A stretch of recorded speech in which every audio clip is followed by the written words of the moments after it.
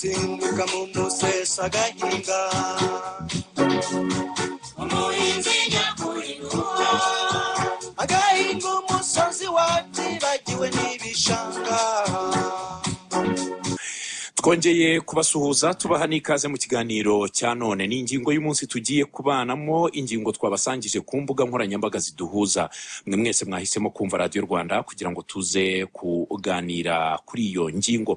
Twabasangije ko turi buze kuganira kuri gahunda ya leta ya tekano rishingiwe muhinzi mworozi, ariko tukaza kwibanda cyane ku bwishingizi buhabwa aborozi b'amatungo agizwe n'ingurube ndetse n'inkoko. Icyo nicyo kiganiro turi buze kwibandaho. Wowe udukurikiye, icyo tugusaba no kuza gutanga uruhare rwawe rurimo ibitekerezo muri buze kutwoherereza kugira ngo tuze kubana muri iki kiganiro. Ni ikiganiro twatumiyemo Bwana Joseph Museruka, ni umuyobozi wa gahunda ya tekana urishingiwe. Turi kumwe muri studio, tubahaye ikaze Joseph. Murakoze Bright. Twatumiye kandi n'umushakashatsi akaba kuriye na programme y'amatungo atuza muri Rabu. Turi kumwe ku murongo wa telefoni.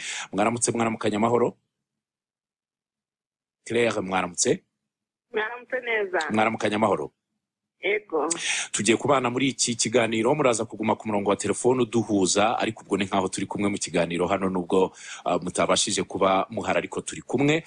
Hanyuma muri iki kiganiro kandi turi kumwe na Bwana Andrew Butare, ni umuyobozi w'ihuriro ry'aborozi b'inkoko mu Rwanda. Nawe turi kumwe ku murongo wa telefone. Mwaramutse Bwana Andrew? Mwaramutse neza Bwana Bright. Mwaramukanya amahoro? Amahoro. Yego, turi kumwe kandi na Bwana Claude Shirimpumu, ni umuyobozi w'ihuriro ry'aborozi b'ingurube. Nawe tumuhaye ikaze mu kiganiro. Mwaramutse Bright. Mwaramukanya amahoro? Yego. Abenshi muri mwe ntabwo twari duherukanye, ubwo tugiye guhurira muri iki kiganiro cy'uyu munsi turi buze kubanamo. Ntabwo ndi buze kujya kure cyane, gahunda ya tekana urishingiweyo turayizi, ahubwo ndagira ngo nze gutangirana nawe Bwana Shirimpumu. Ubworozi bw'ingurube uyu munsi buhagaze bute muri iki gihe? Ubworozi bw'ingurube buhagaze, navuga ko buhagaze neza ugereranyije n'ibihe tuvuyemo, kuko aborozi aho bari mu gihugu barimo barihatira korora amatungo atanga umusaruro.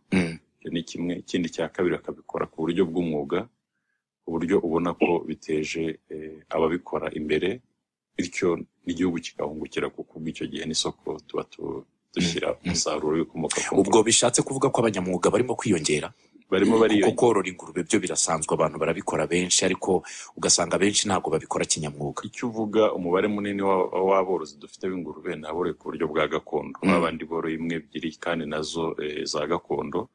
Umubare muto rero no waboroye izo za kijyambere cyangwa izo zitanga umusaruro. Twifuza ko bazamuka, noneho babandi boroye za gakondo nabo bakagabanuka cyangwa bakavugura amaraso y'izo borora, kuko ubu dusigaye dukoresha n'ikoranabuhanga byo gutera intanga ku buryo ya maraso twita gakondo agenda azamuka. Yego.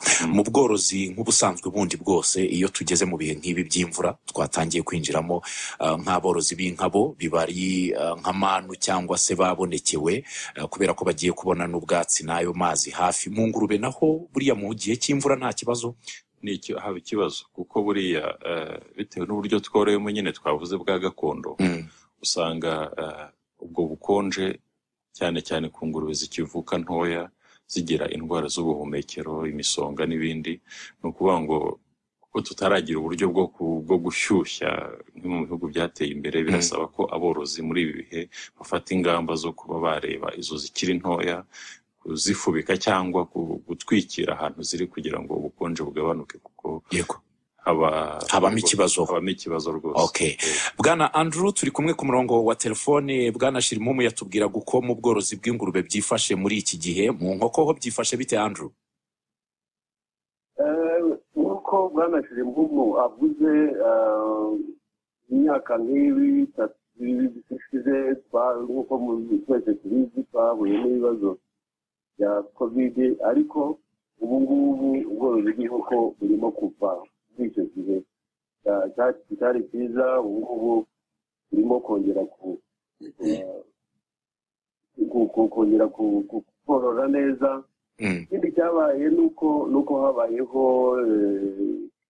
ubworozi burimo kugenda burushaho cyane kuba ubworozi bwa kinyamwuga yego hagiye habaho amahugurwa y'aborozi hafi hose mu gihugu uburyo ubu ngubu bizaho korora kinyamwuga bitavuze ko nta mbogamizi y'ibiciro by'ibyo kurya by'inkoko bikiri hejuru bituma aborozi margin y'inyungu nayo iba atari itashimishije cyane itari nziza ariko ibibazo birimo gusa Bwana Andrew ngire ngo ubwo duherukana mu kiganiro n'ubundi twari kumwe ku murongo wa telefoni mutubwira yuko mwagize n'imbogamizi z'ikibazo cy'isoko ritari rihagaze neza aho aborozi benshi wasangaga nk'inkoko z'inyama zikurira igihe gitoya usanga kenshi zibereye mu makonjerateri ku isoko bitameze neza ubu icyo kibazo cyaba cyarakemutse amasoko arafunguye yarabonetse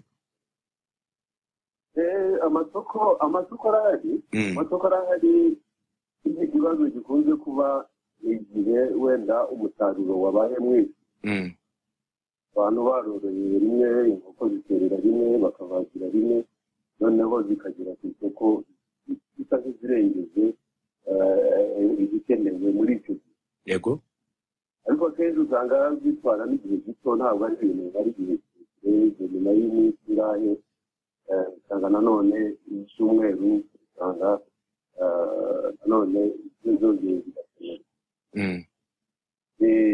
ntabwo ari ikintu gihoraho hari ubwo nacyo gituma ubona n'ibiciro bigenda bihindagurika iyo nk'ubwo zabaye nyinshi cyane ku isoko aborozi ari benshi zikaba nyinshi kenshi nicyo gihe usanga igiciro cy'inyama kigabanuka Bwana Andrew ibi bihe twinjiyemo by'imvura byo hari icyo bibangamira ku bworozi bw'inkoko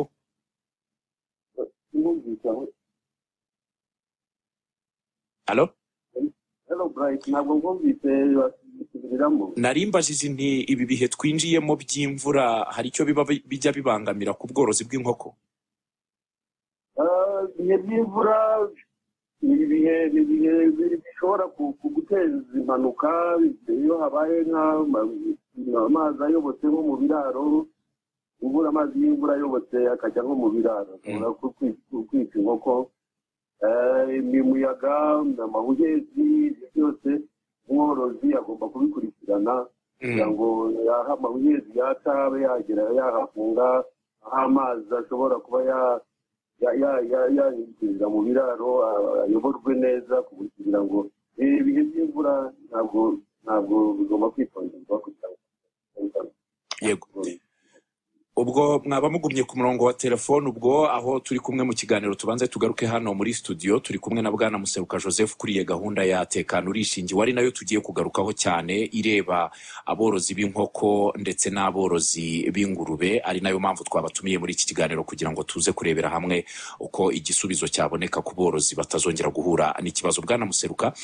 iyi gahunda ya tekano urishingiwe imaze ndakeka abanyarwanda bamaze kuyimenya baranayumva ahubwo ndagira ngo ntangire mbabaza ubukangurambaga burimo burakorwa